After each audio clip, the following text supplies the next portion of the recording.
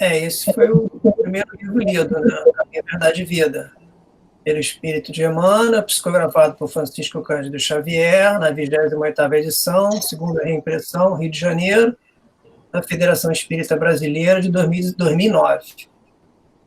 Agora vamos passar os livros que eu vou usar durante a minha apresentação. Eu pretendo usar esses 6 livros.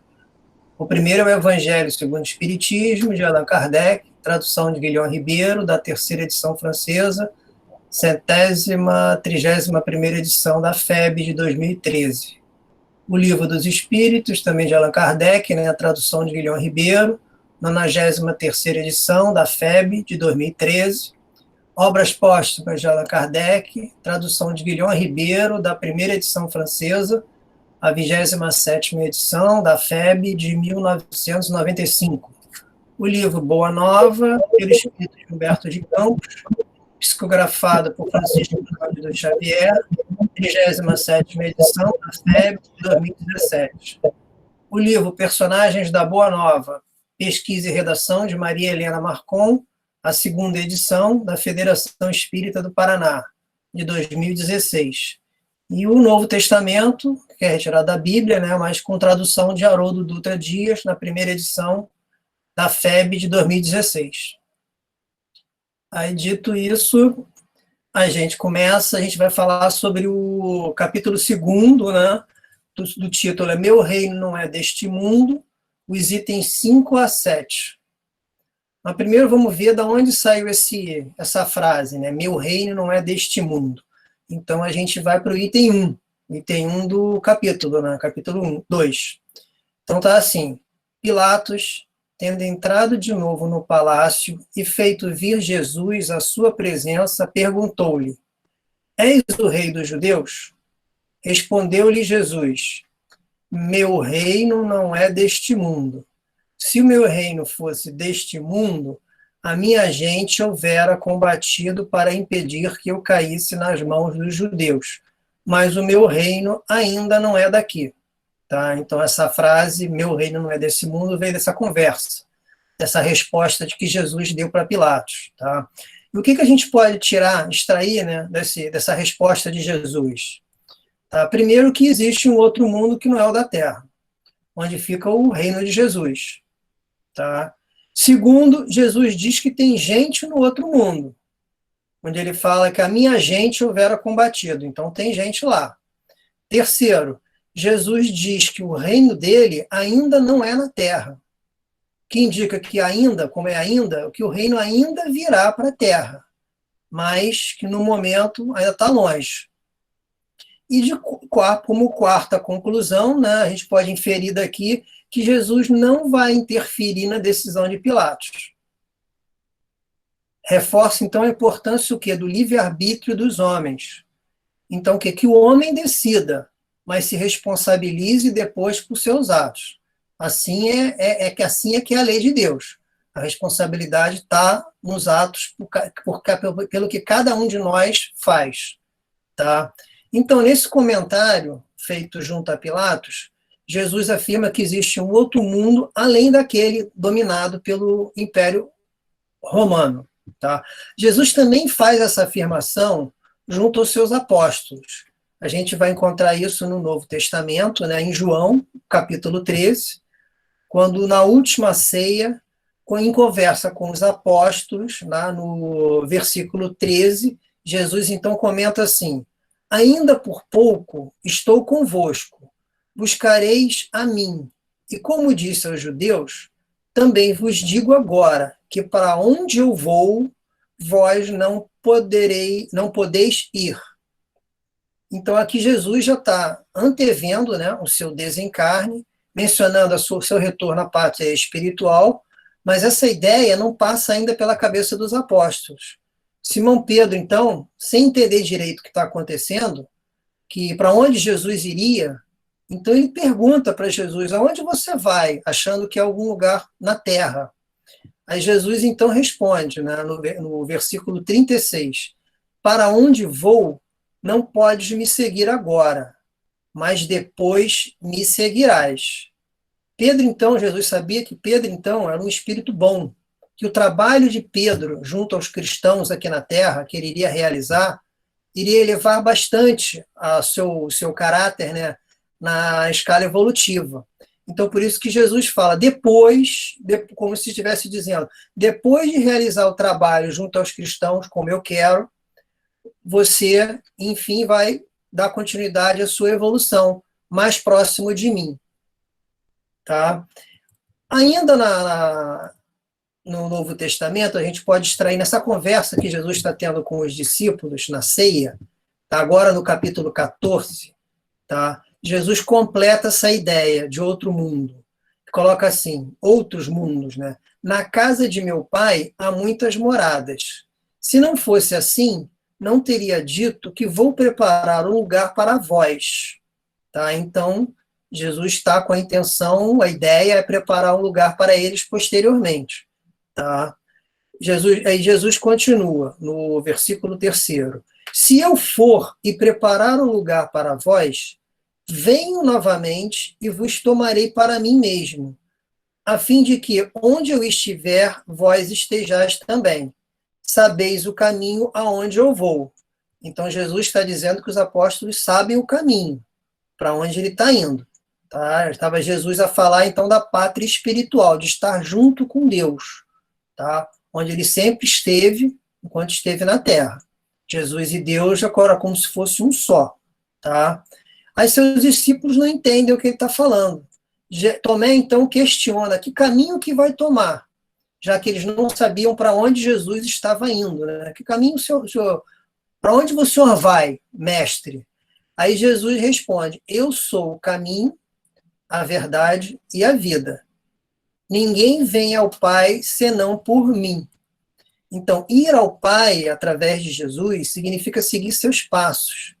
Pois Jesus está com o Pai, ele já foi, ele já caminhou, ele já percorreu esse percurso que a gente está percorrendo até o Pai. E ele sabe, por já ter percorrido, ele sabe qual é o caminho. Ele sabe das dificuldades que todos nós vamos enfrentar durante o caminho. Então, daí ele vem na Terra, ele veio à Terra ensinar o caminho para as pessoas, para nós. Ensina que o caminho segue pela prática do perdão, da caridade, da solidariedade, compreensão, fé, resignação aos desígnios de Deus. Jesus nunca reclamou o que aconteceu com ele.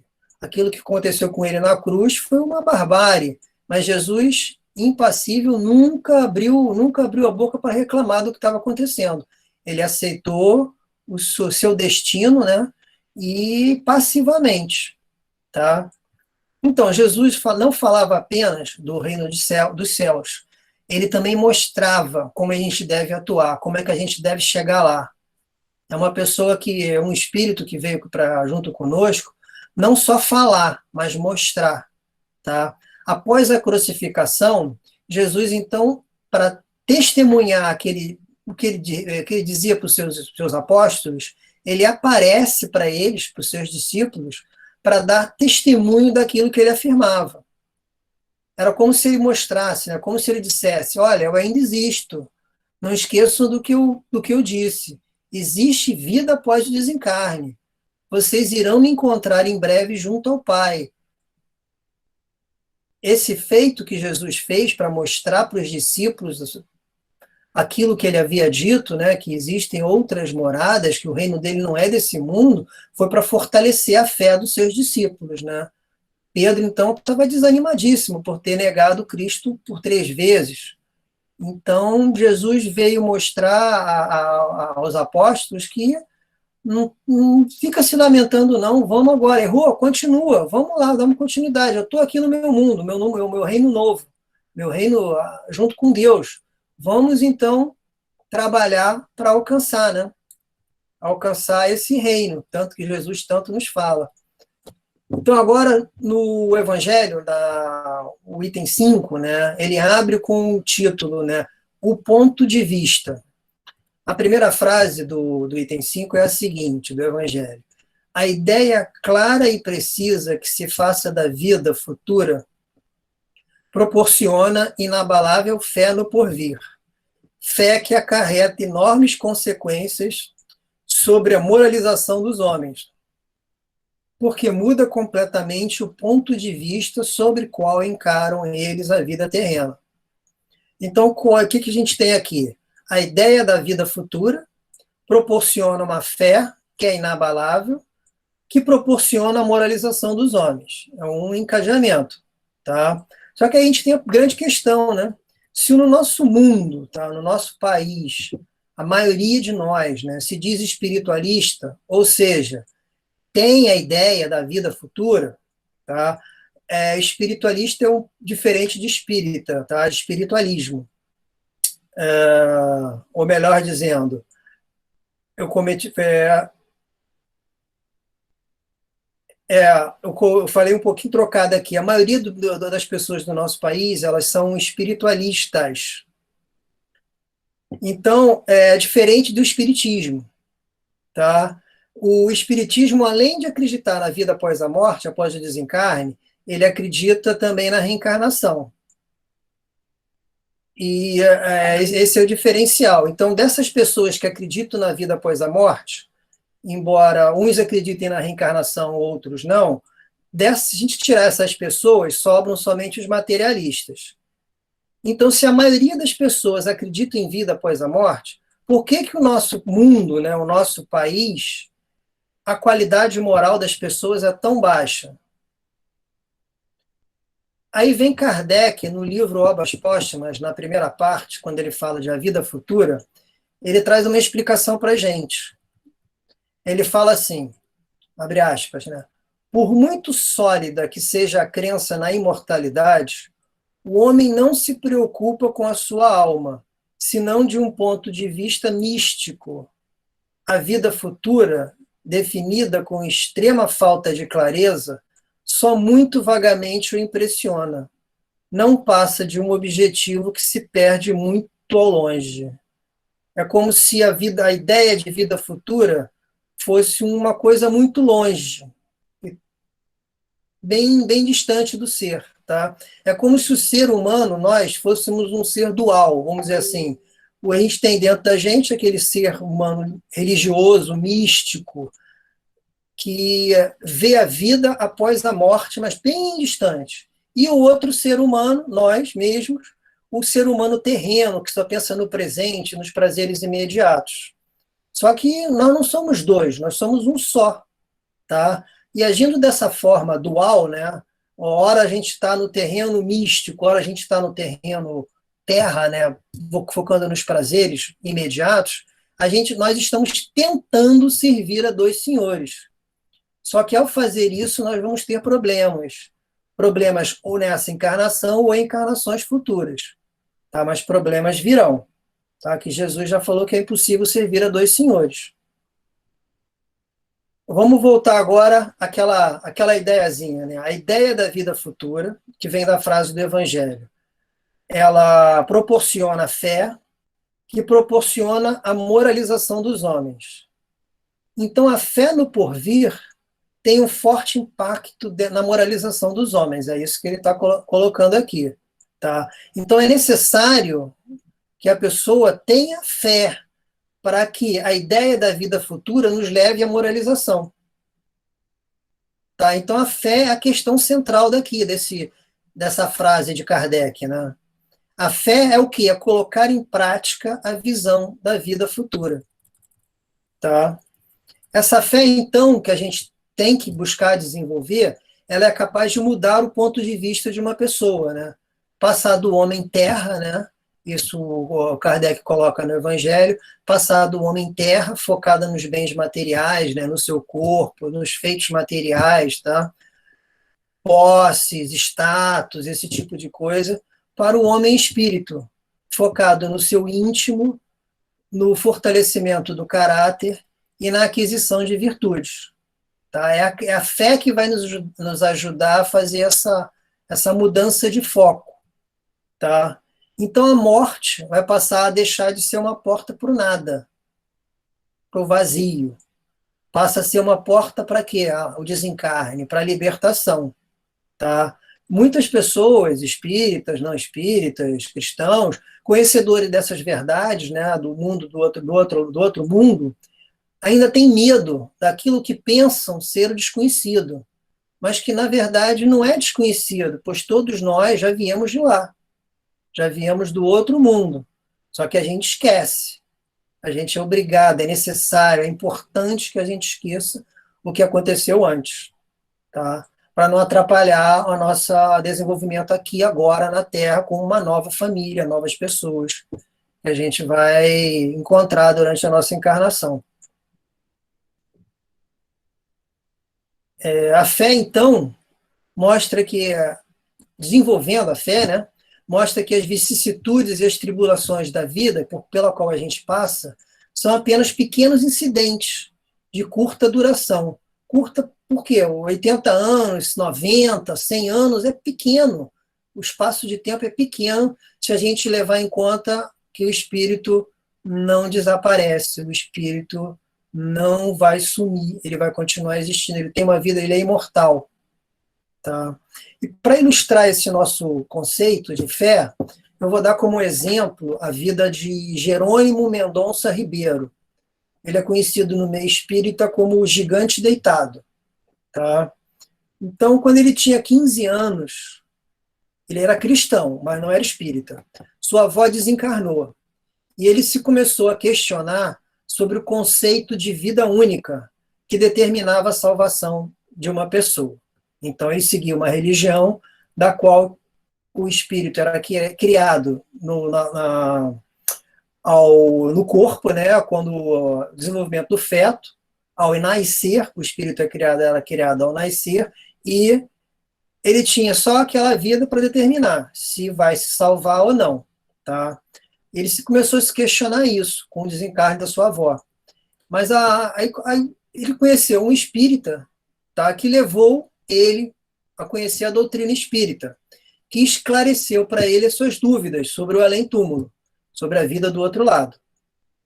Durante esse período, né, já com 15, 16, 18 anos, ele começou a sentir fortes dores nas articulações e a andar com dificuldade, problemas no joelho, na bacia, diversos problemas. O que ele tinha era artrite reumatoide. É uma doença autoimune que ocorre com enrijecimento das articulações. Nós somos praticamente, nosso esqueleto é cheio de articulação. Então, todas as articulações, né, começaram a sofrer enrijecimento. A gente pode ter uma ideia da dificuldade que a nossa coluna vertebral é toda formada de articulação. A gente tem a mobilidade de um lado para o outro. Ele já, com a dificuldade, tinha essa dificuldade, tá, de se mexer. Tá? Então, essa doença dele se agravou com o tempo e ele acabou ficando incapacitado de se locomover, paralisado do pescoço para baixo. Ele ficava deitado na cama, por isso que ele era chamado de gigante deitado, que ele era muito alto. Tá? A doença nas articulações não foi suficiente, né, ele ainda acabou ficando cego. Tá? Ele viveu até os 50 anos de idade, 30 anos, mais aproximadamente, deitado numa cama, e aproximadamente 20 anos com cegueira. Tá? Mas ele sabia que a vida do corpo era finita, mas que a do espírito era infinita. Ele, em hipótese alguma, reclamava daquilo que ele passava. A gente passa do dia a dia problemas que a gente reclama muito, mas que se a gente comparar com o problema que ele passava, o nosso problema é pequenininho. Não quer dizer muita coisa. Eu peguei uma frase que aparentemente é dele, está no site do Centro Espírita Trabalhadores de Jesus, mas se não for dele, a frase é bonita e eu vou colocar aqui para vocês. A frase é assim, abre aspas, a enfermidade tem o seu curso educativo, enfermidade do corpo, né? Mas é mister saber sofrer, extraindo da dor o remédio positivo para combater as enfermidades de ordem espiritual. Fecha aspas. Ou seja, ele tinha conhecimento, ele sabia que a doença física dele era uma coisa boa para ele, desde que ele soubesse sofrer.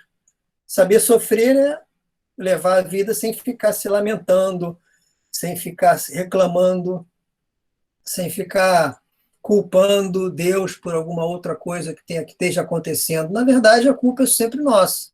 A gente é que faz as coisas erradas e acaba sofrendo as consequências, né? E mesmo deitado na cama, durante esse período todo, ele escreveu 6 livros, ajudou a fundar 3 centros espíritas. Ele fez muita coisa. Eu não escrevi nenhum livro ainda, e não, acho que também não vou conseguir escrever, mas ele escreveu 6 livros. Tá? É muita coisa que ele fez sem reclamar, acreditando na vida após a morte. Né? Então o homem, nós, né, sabendo que a vida, que a nossa passagem na Terra é temporária, a gente tem que dar menos atenção às preocupações da vida, assim como Jerônimo dava, menos preocupações a que ele estava passando. Pois se o que acontece? Se a gente tem um problema na nossa vida, a gente tem 2 opções. A gente pede para Deus para nos ajudar a encontrar a solução, ou então a gente pede para Deus para passar por aquela prova, aquela dificuldade com coragem e calma e resignação. Então não adianta ficar desesperado, ficar preocupado, porque ou tem solução e a gente vai achar pedindo para Deus, ou se não tem solução, a gente pede para Deus para enfrentar o problema. Então o desespero não entra nessas 2 opções. Então a gente tem que buscar isso, sempre orando para Deus e nos momentos de dificuldade. Tá? E os espíritos colocam para a gente que o melhor remédio nesses momentos de dificuldade é o trabalho, seja ele remunerado ou não, tanto faz. Que o importante é o quê? O importante é a gente ser útil, focar nossa mente, nossos pensamentos que ajudem a criação, a não ficar com os pensamentos em desânimo, amargura, desespero. A gente tem que contribuir para a criação e não atrapalhar os bons espíritos quando vêm nos ajudar aqui. Então é necessário que a gente trabalhe para adquirir calma, serenidade nesses momentos.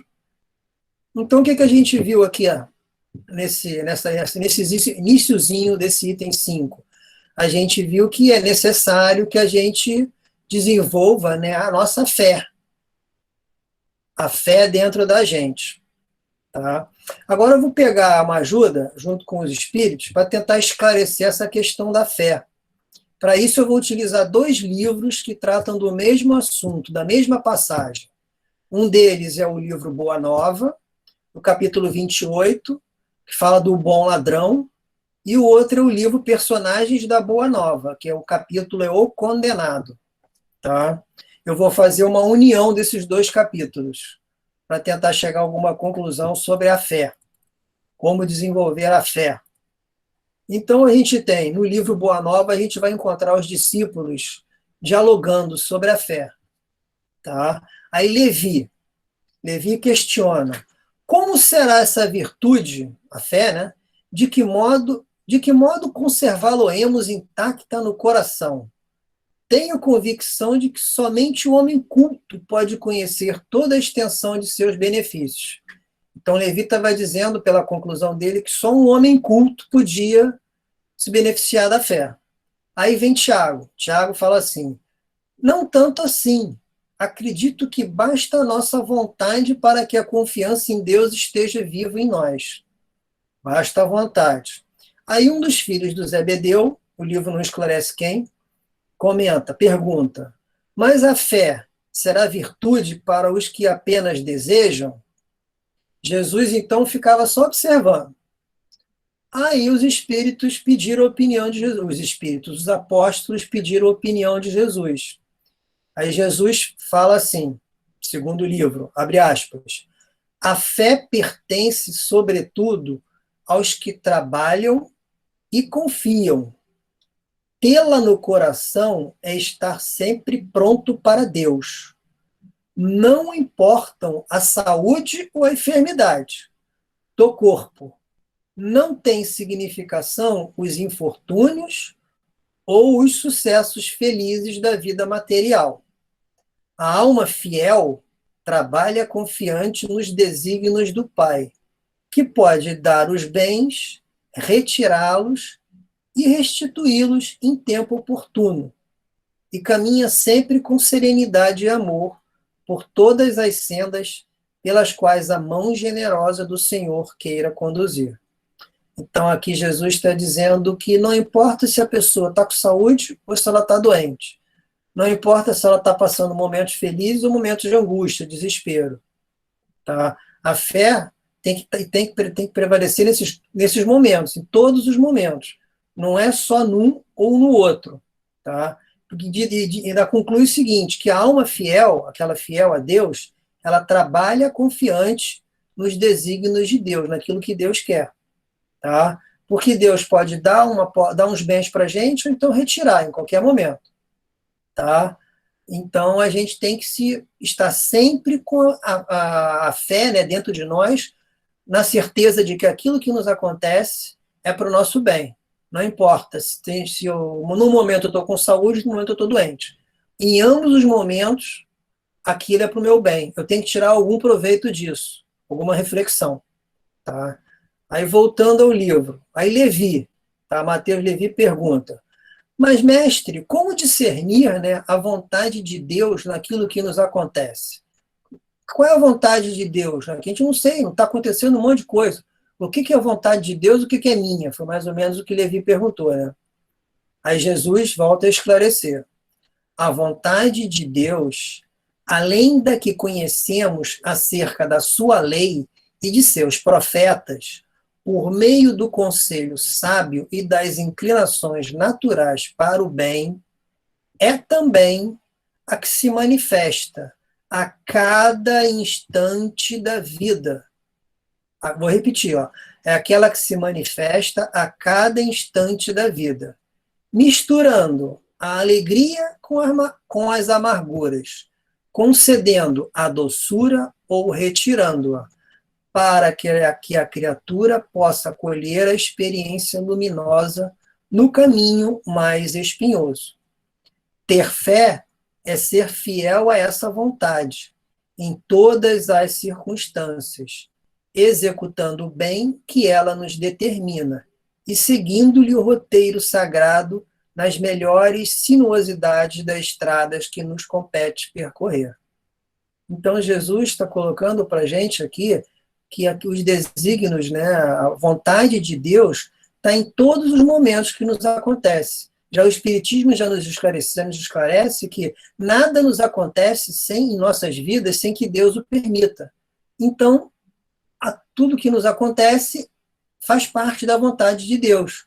É necessário, vamos dizer assim, a gente vai tirar algum proveito, seja em um momento de dificuldade ou um momento de alegria. Não importa.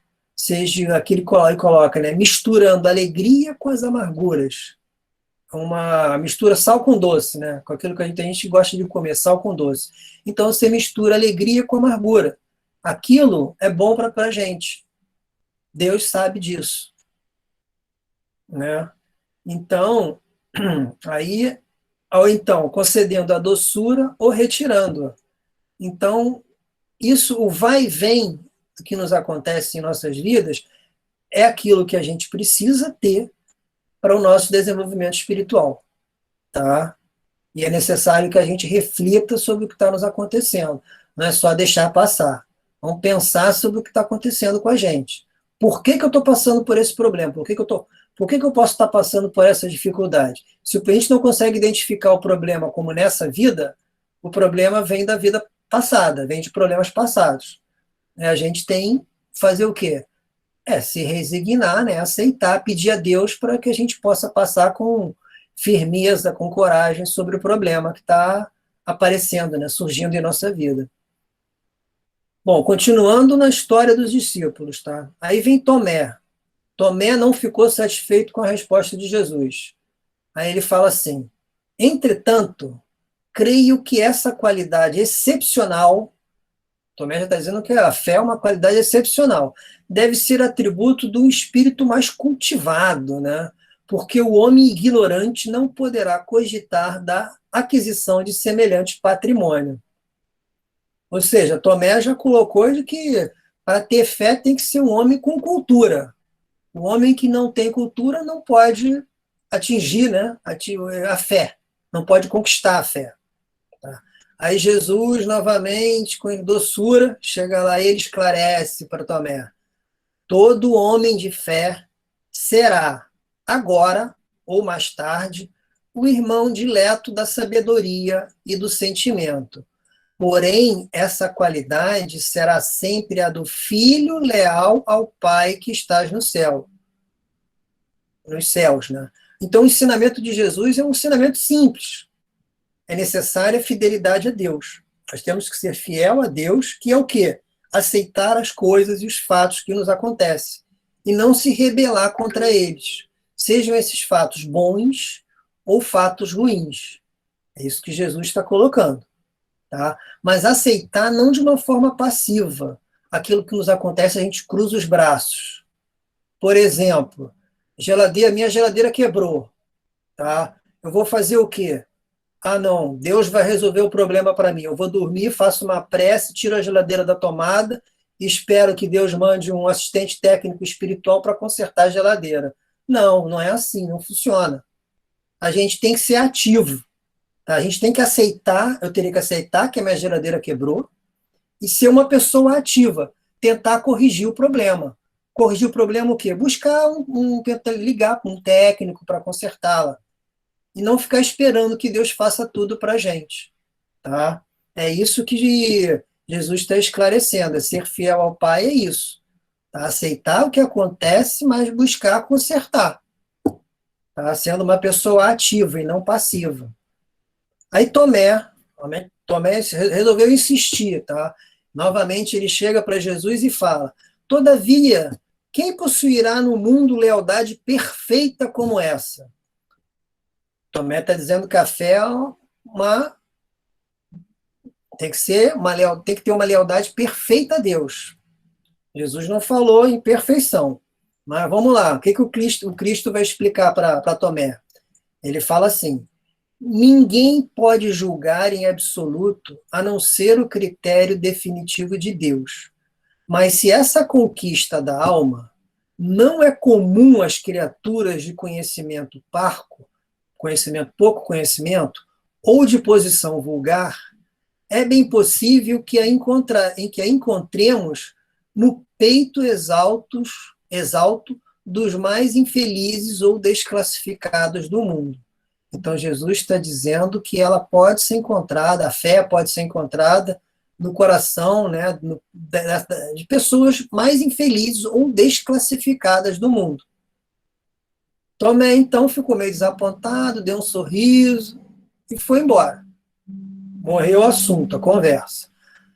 Aí, não sei se dias, meses, ou talvez alguns anos, 1 ou 2 anos depois dessa conversa, tá? Aí a gente encontra Jesus andando em direção à colina do Calvário, e atrás dele vem Dimas e Gestas. São os dois ladrões. Tá? Agora eu vou passar para a narrativa do livro Personagens da Boa Nova, que ele é mais explicativo do que o livro Boa Nova. É mais detalhado. Tá? Então ele coloca assim, no livro Personagens da Boa Nova: Dimas, maravilhado, contempla Jesus. Uma observação que faz o livro coloca assim: é natural entre os criminosos autênticos que, em registrando prisioneiros inocentes entre eles, deem mostras de delicadeza e compaixão e de estima, algo semelhante a um sentimento de respeito e proteção para com quem é vítima da injustiça dos homens. Esse sentimento é que deve ter tomado conta de Dimas, tá, nesse momento. Aquele homem, Dimas pensando, ele já ouvira falar dele, Dimas já ouvira falar de Jesus. Era alguém que somente semeava o amor em seu caminho. Dimas se questiona como podiam tratá-lo daquela forma. O Dimas pensava, o justo carregava a sua cruz, e o arrependido, Dimas, também o carregava. Apavorava-se, né? Dimas se apavorava igualmente ao pensar que o justo também vai morrer. Dimas sabia que iriam prender na cruz e o Jesus também. Aí passa-se um tempo, né? Já na cruz, já todos os três, né, pendurados na cruz, Dimas então pensava sobre o assunto, né? Daria, abre aspas, daria qualquer coisa para sair dali. Se tivesse outra chance, voltaria ao passado e refaria a vida. Seria o mais bem comportado de todos os homens.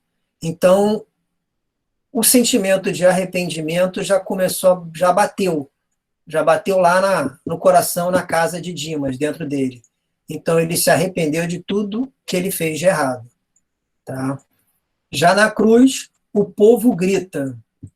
Alguns rindo exigem de Jesus, né, que desça da cruz e salve a si mesmo. Perguntam onde estão os seus milagres, tudo de uma forma irônica, né? Gestas, né, que é o outro ladrão, né, além de Dimas, ele se contorce, cheio de ódio, e exclama: se tu és o Cristo, salva-te, e a ti mesmo, e a nós que estamos para morrer contigo. Então, o Gestas entra em desespero. Ele quer que Jesus faça alguma coisa para salvar todo mundo. Jesus, então, não emite uma só queixa. A única coisa que Jesus pede é: Pai, perdoa-lhes porque não sabem o que fazem. Já Dimas, então, se vira para o companheiro, para o Gestas, e fala: tu te encontras à porta da morte e mesmo assim não te arrependes dos teus erros? Ambos sabemos que merecemos a cruz, porque somos criminosos. Mas este, se referindo a Jesus, né, nenhum mal fez. Depois Dimas se volta para Jesus e pede: Senhor, lembra-te de mim quando entrares no teu reino. Aí Jesus, então, o acolhe e diz: Dimas, na verdade te digo que hoje mesmo estarás comigo no paraíso. Agora eu volto para a narrativa do livro Boa Nova. Fala que menciona o seguinte: Tomé, disfarçado com vestes diferentes, acompanhou todo o desenrolar da crucificação.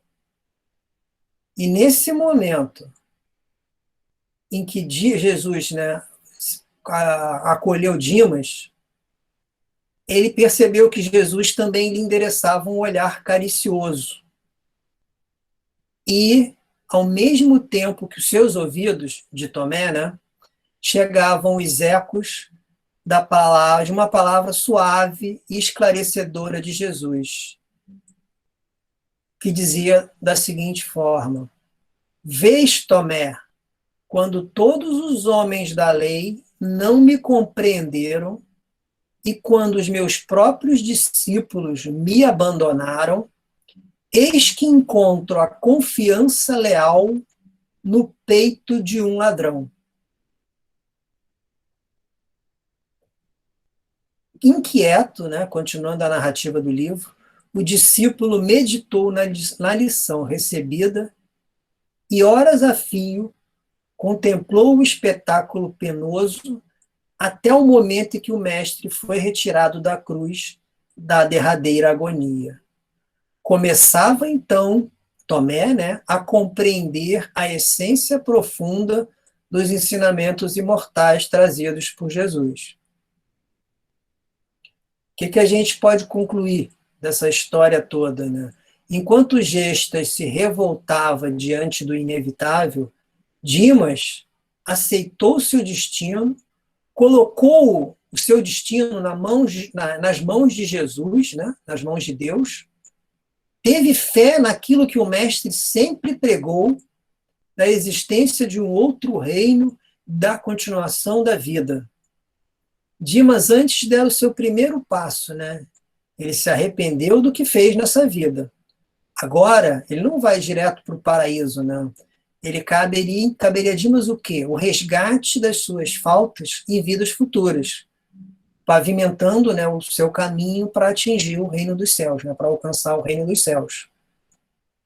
Então, essa fé que Jesus falou que pode estar no coração de qualquer pessoa, mesmo até no coração de um ladrão, que aceitou, foi fiel a Deus no seu último momento. Em hipótese nenhuma ele se rebelou pelaquilo que ele estava lhe acontecendo, né? Diferentemente do outro ladrão, né, o Gestas, né? E quando a gente tem alguma dúvida, né, sobre alguma dificuldade, algum empecilho que nos acontece, né, enquanto a gente está aqui na Terra, essa dúvida que a gente levanta, né, sobre a nossa vida futura nos leva a ser igual a Gestas, um camarada revoltado nos nossos momentos de dor. A gente tem que procurar ser Dimas e não Gestas. Agora, voltando ao Evangelho, ele nos relaciona, né, o que acontece a um homem no caso dele não ser fiel a Deus, né?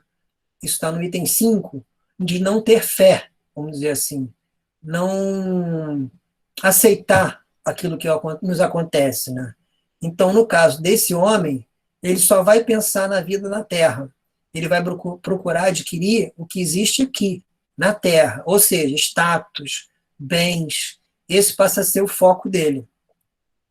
Ele dá tudo ao presente, dá tudo ao hoje, dá muita importância ao que tem e pelo que ele passa, enquanto ele está encarnado aqui, né? A perda de um bem, né, para ele, seja qualquer um, perder uma caneta de estimação, pode causar maior decepção, maior desespero, porque era aquela caneta que eu sempre gostava. Então ele pensa que ele foi vítima de uma injustiça, que ele é a vítima por ter perdido uma coisa tão pequena, tão boba. Mas muitas das vezes ele fica com o seu orgulho ferido, né? Porque aquilo, o que for, é muito importante para ele, né? A existência para ele, né, para o ser, né, para o homem, passa a ser uma tortura, principalmente quem tem muitos bens, né? Porque ele passa a querer cercar, né, botar uma cerca atrás para não em volta desses bens, né, para não perdê-lo, né? Porque qualquer bem perdido pode ser pode lhe causar desespero, porque perdeu aquilo que ele tem, um bem material, né? Então ele busca possuir, manter a posse daquilo que ele tem e muitas das vezes possuir mais ainda, sendo que ele já tem até o necessário para viver, necessário muitas das vezes para ajudar outras pessoas, mas ele só pensa nesse caso em adquirir mais coisas, não dando importância à vida, né? Que num determinado momento, daqui a 50, 60, 70, 80 anos, esse corpo vai deixar de existir, mas ele vai continuar existindo. Ele vai levar para o lado de lá aquilo que ele conquistou dentro dele, e não aquilo que ele conquistou fora dele, né? Outra questão, outro problema para o ser que só pensa na Terra é a perda de um ente querido, né, que passa a ser uma decepção. É um suplício, né? Ele considera muitas das vezes uma injustiça, né? E é uma vítima disso, né? Poxa, ele começa até muitas das vezes a acusar Deus, né? Que tirou aquela pessoa tão querida, aquela pessoa que só fazia o bem de perto dele, tá? Mas foi chegado o momento dela se libertar, né? Dela se ver, largar aquele corpo de carne, né? Que nos limita, para vislumbrar um mundo imaterial, né? O mundo do outro lado, né? E continuar o desenvolvimento espiritual dela, né? Em outro lugar, em outra família, enfim, dando continuidade ao seu caminho evolutivo. No Evangelho coloca também que o orgulho ferido e a vaidade ferida, muitas das vezes, deixam as pessoas muito angustiadas pelo que ela está passando, né? A dificuldade de passar por esses problemas, né? A inveja, então, é um problema máximo, né? Porque Como a pessoa pensa que o hoje é o que é o importante, né? Se as outras pessoas estão felizes e ela está infeliz, está com alguns problemas, então ela começa a vislumbrar que é o fim do mundo. Essa inveja toma conta dela e começa a corroer. É como se fosse um cupim dentro da madeira, e a inveja corroendo o espírito dentro dele. Tá? Porque a pessoa pensa somente em si, vai pensar somente naquilo que ela está naquele momento, né? Pequeno, curto, diante da imensidão da eternidade. Né? Então, a importância, a conclusão que desse item 5, que está no Evangelho, é que a importância dada aos bens terrenos está sempre na razão inversa na fé da vida futura. Quanto menos fé na vida futura, mais importância a gente dá aos bens terrenos. Quanto mais fé no futuro, naquilo que vem após o desencarne, após a gente largar a matéria, menos importância a gente dá aos bens terrenos. Agora no item 6, tá? No item 6, deixa eu ver aqui. Falta pouco. No item 6, diz mais ou menos assim no Evangelho. Muitos dizem, né, o Evangelho afirma, que se os homens pensassem só na vida futura, esqueceriam do presente e de tudo na Terra estaria em perigo. Ou seja, eles iam pensar só na vida futura, só do lado de lá, e iam abandonar a sua vida na Terra, abandonar a sua vida material. Mas a gente sabe que não é bem assim, né? Não acontece isso, né? O homem, instintivamente, ele vai procurar o seu bem-estar, onde quer que ele esteja. Tá? Então, dentro da gente, a gente tem aquele instinto de conservação. A gente tem um instinto de buscar coisas boas para nós. O desenvolvimento material, né? Antigamente não tinha colchão, não tinha travesseiro, a gente dormia no duro. Se pegasse um bom tempo para trás, descobriram-se o colchão, descobriu-se o travesseiro, hoje a gente já dorme confortável. Então é uma lei natural, essa lei do progresso, né? Do desenvolvimento, tanto material quanto espiritual. Tudo está dentro da lei do progresso, que é uma lei de Deus, tá?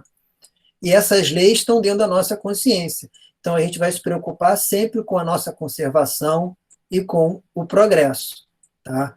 Ambas as leis, né, o instinto de conservação e a lei do progresso, fazem com que o homem busque melhorar tudo à sua volta. Então, ele trabalha por quê? Por gosto, por necessidade, por dever. Ele não vai abandonar a Terra, vai pensar só no futuro. Aí não seria cabível fazer isso, né? No Livro dos Espíritos, na questão 132, aí Kardec pergunta para os espíritos, né, qual o objetivo da encarnação dos espíritos?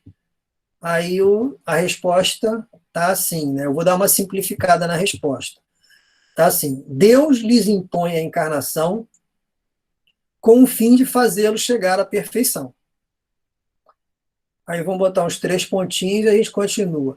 Visa um outro fim a encarnação, o de pôr o espírito em condições de suportar a parte que ele toca na obra da criação.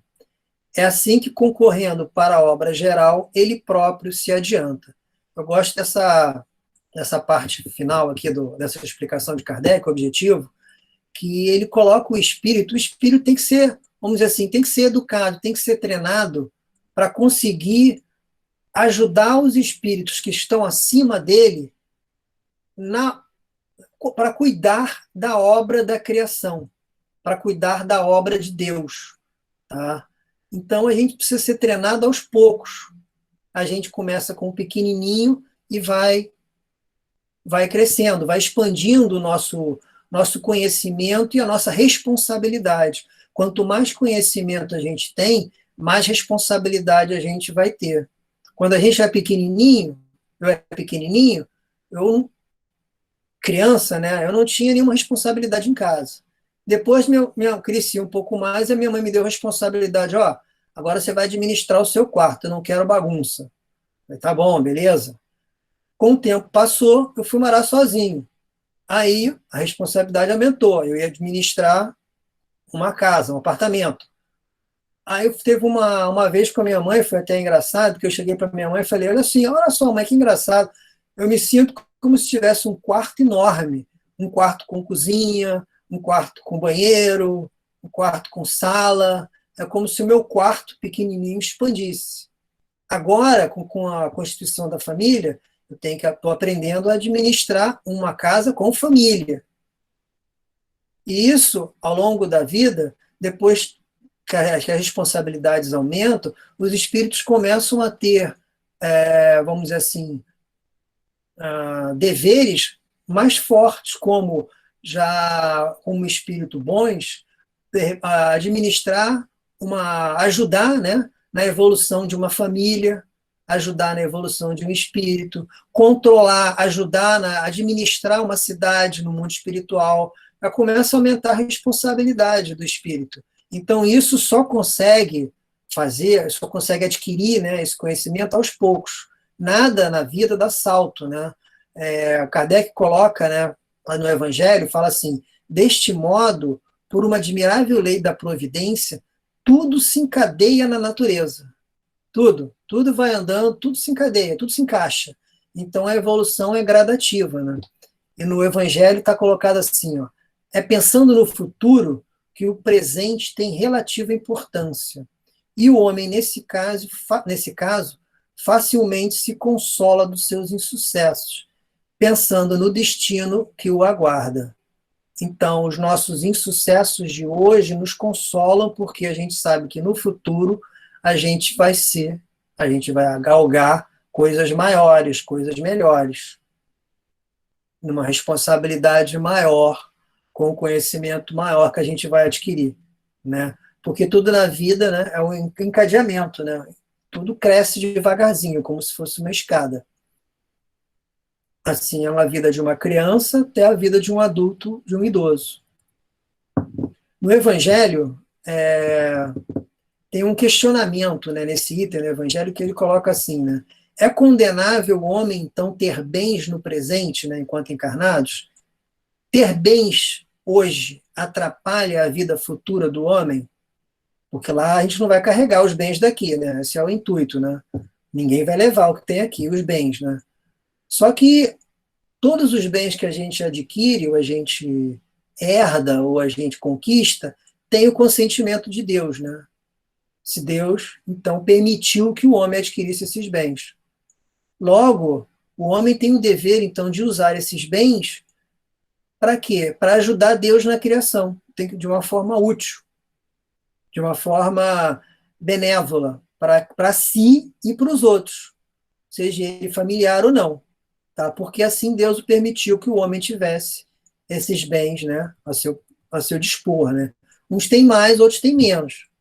Aí, conforme a experiência com os bens, né, a questão ele vai adquirindo mais ou menos.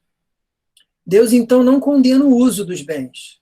Ele condena, então, o quê? O abuso, o uso excessivo dos gozos terrenos em detrimento das coisas da alma. Então, esse uso excessivo dos bens, tá, é que Deus condena. Vamos comentar rapidinho aqui um vídeo que eu vi que me chamou muito a atenção. Já tem um tempo que eu vi esse vídeo, já usei na evangelização. Ele aconteceu no século passado, tá? Mas no século passado, no 1970, 80, alguma coisa assim.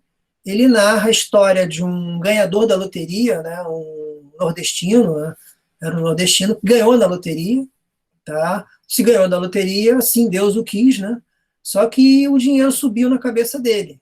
Então ele começou a usar o dinheiro de uma forma fútil, de uma forma perdulária. Ele começou a gastar indevidamente o dinheiro. Chegou uma hora, eu vou resumindo a história, chegou uma hora que o dinheiro acabou. E ele se viu novamente sem nada, tá? Morando numa casa pequena, né?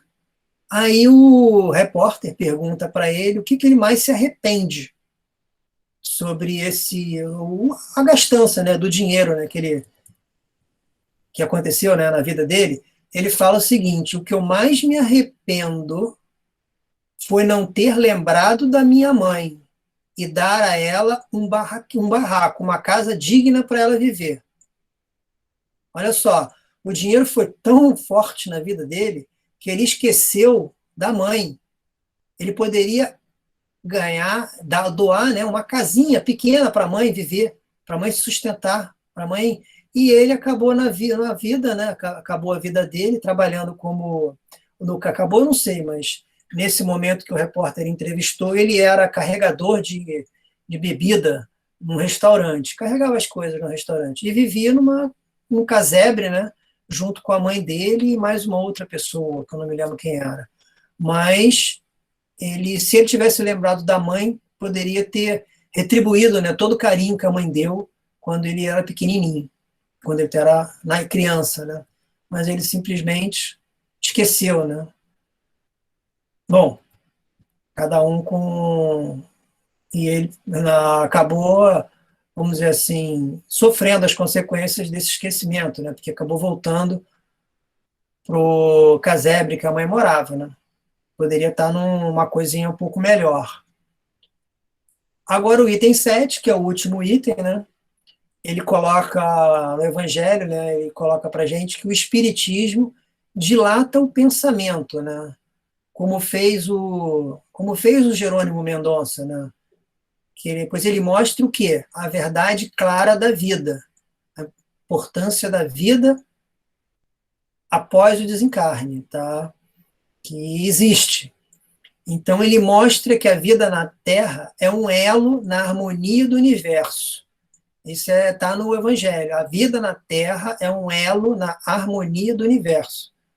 A Terra é apenas mais um dos mundos utilizados por Deus para o desenvolvimento moral e intelectual dos espíritos, nós, e para o aperfeiçoamento do princípio inteligente, que depois vai dar origem ao espírito. Então a gente olha para os animaizinhos, para as plantas, é tudo espírito inteligente, o espírito não, é o princípio inteligente em desenvolvimento. É o elo, é a harmonia do universo. Tudo se encadeia. Então a Terra é utilizada por Deus, pelos espíritos puros, né?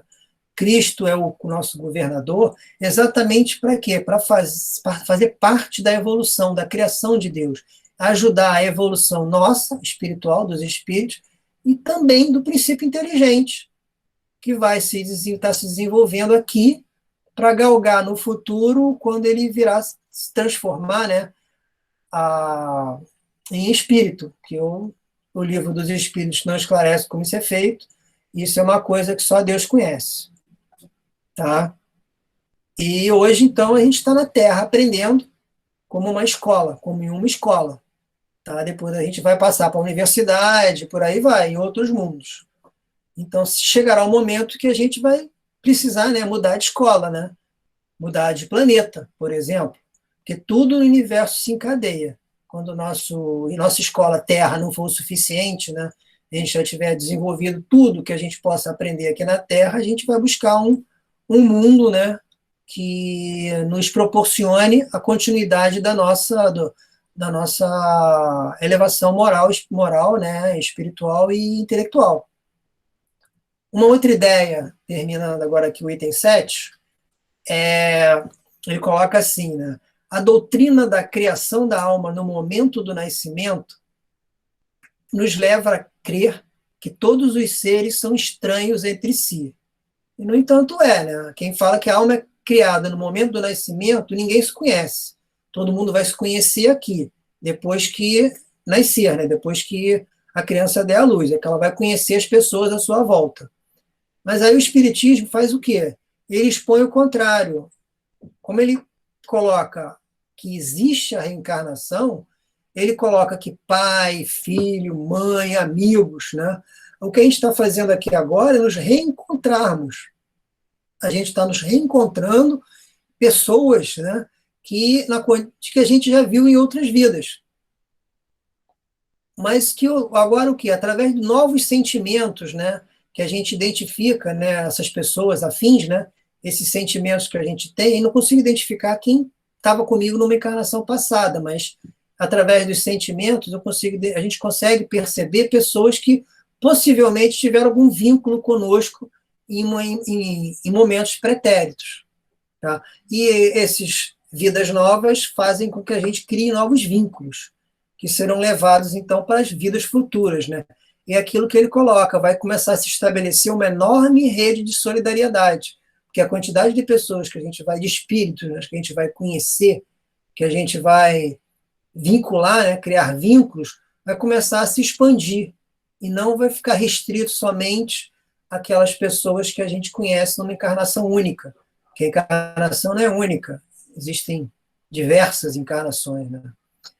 Então, para concluir, né, a gente sabe que Jesus veio ao mundo, né, para dar testemunho da verdade dele. Ele coloca: eu sou o caminho, a verdade e a vida. Então a gente deve buscar encontrar a fé dentro de nós, mas não ficar na fé só conhecendo, a gente deve pôr em prática. A gente não basta a gente conhecer que existe vida após a morte. A gente tem que ser fiel a Deus. Isso é colocar em prática. Parar de reclamar, parar de resmungar, porque ao criar reclamar e resmungar, a gente cria pensamentos ruins que atrapalham na criação. O nosso futuro hoje, ele é montado como um quebra-cabeça.